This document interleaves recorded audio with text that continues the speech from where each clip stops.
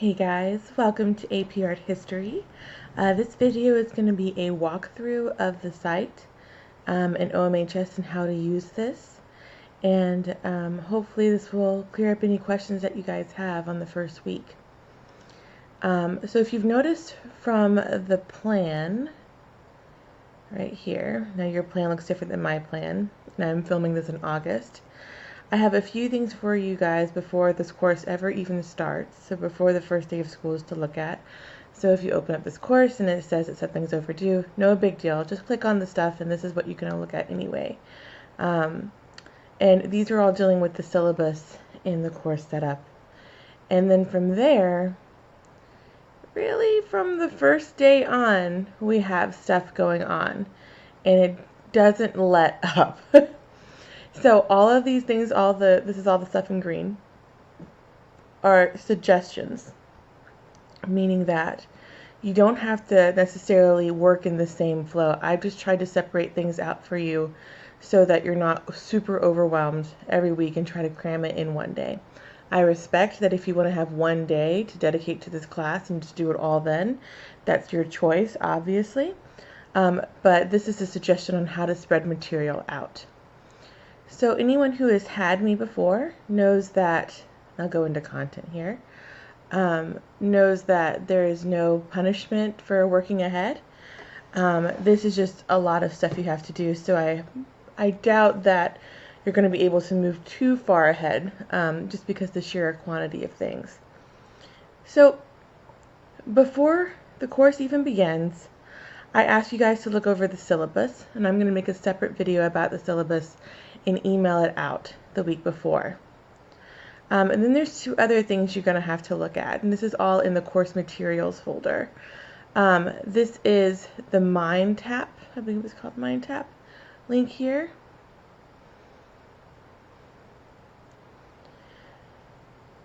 So this will give you access to all the content. So this is a tricky sort of in-between zone we're in.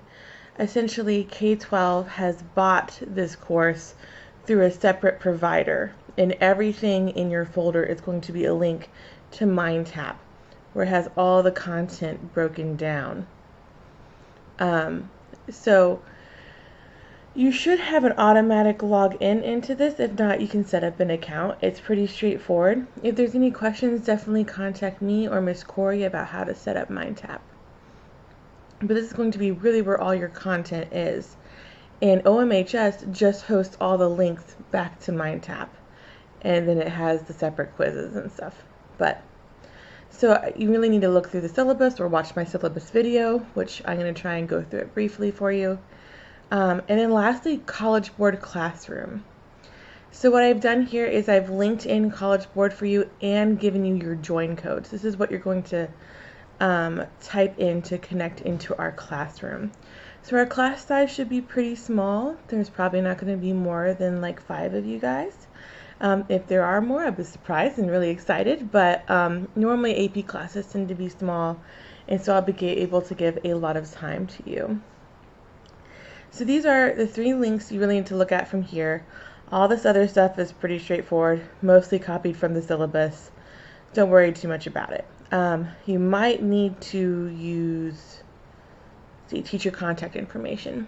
So that's going to help you out. I'm best contacted by email. I'm not a big fan of texting, but I check my email every morning, and you might not get an immediate response, but you'll get a response normally within a couple hours of my morning routine. So from there, you guys have a chapter a week to do. And this is why there's so much going on. So even though we might not meet in a class connect every week, you always have a chapter to go through. And be careful with falling behind, because it really starts to rack up in terms of time. My suggestion is that you give 30 minutes a day.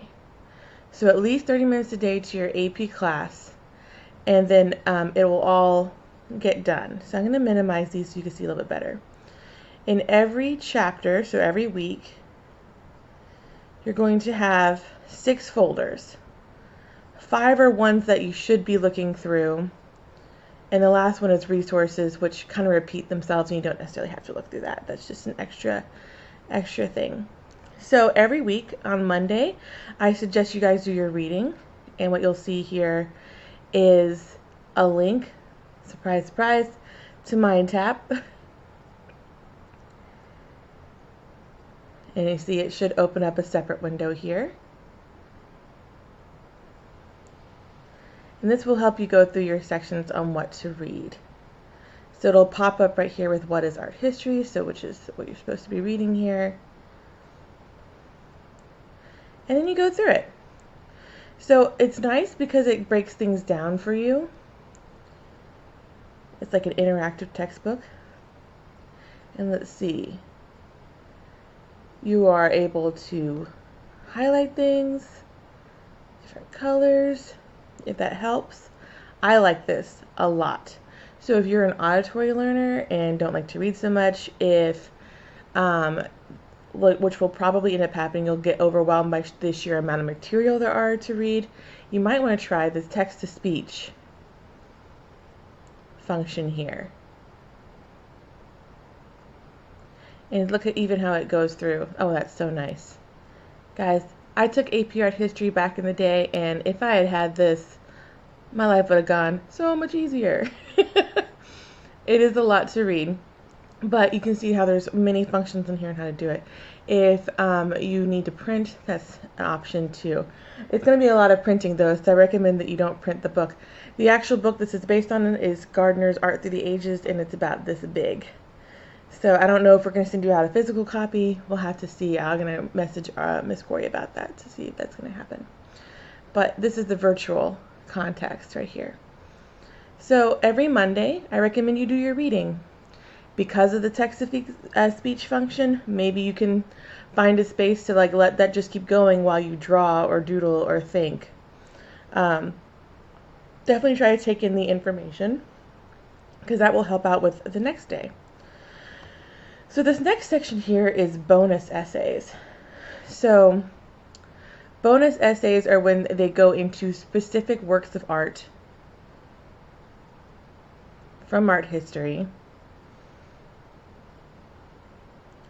and it dives into some specific background information.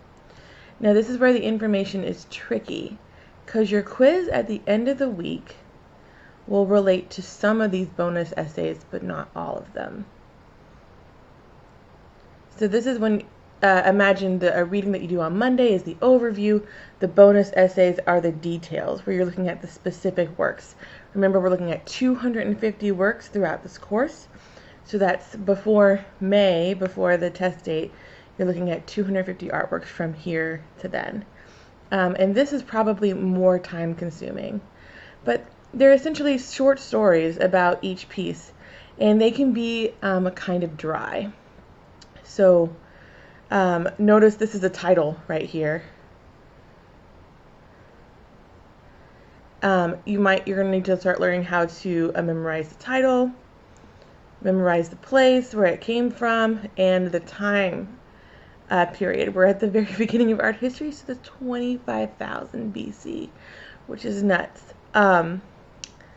And we're going to work together in our group meetings to go through the flashcards and to quiz one another, because this is where I would say art history gets the hardest. It's the quick information that you have to remember. When you see the image, you have to really practice your recall.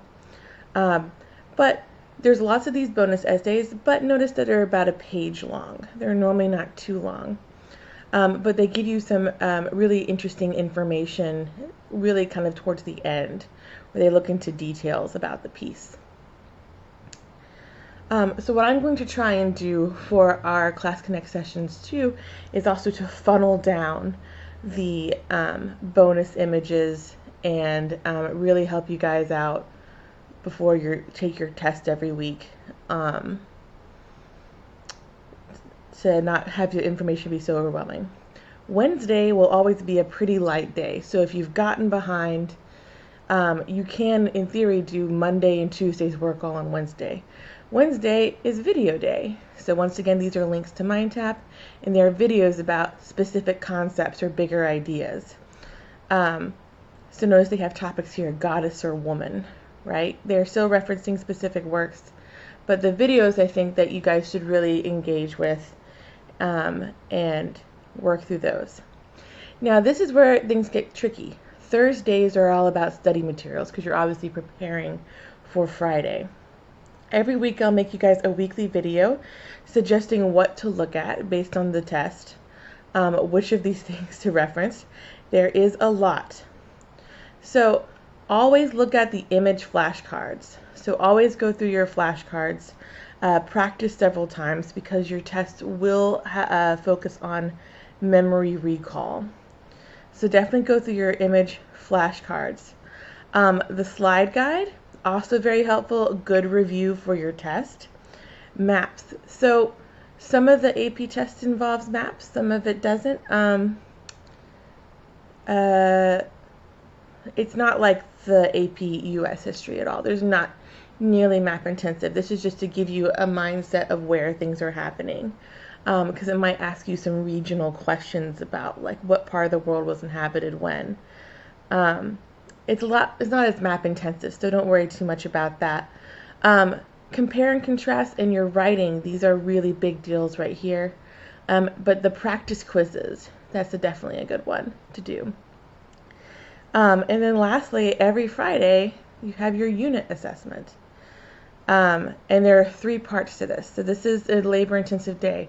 Once again, if it works for you to get all this stuff done on Monday or Wednesday, you don't have to wait till Friday.